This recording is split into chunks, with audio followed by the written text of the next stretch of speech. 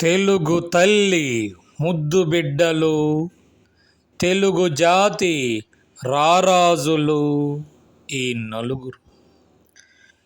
British వాడికి తెలుగువాడి పౌరుషాన్ని నిరూపించిన, రుచి చూపించిన మహావీరుడు, స్వాతంత్ర సమరయోధుడు అగ్గిపిడుగు అల్లూరి. తెలుగు రాష్ట్రము ఏర్పాటుకు తన ప్రాణాలను అర్పించిన మహాత్యాగి పొట్టి శ్రీరాములు.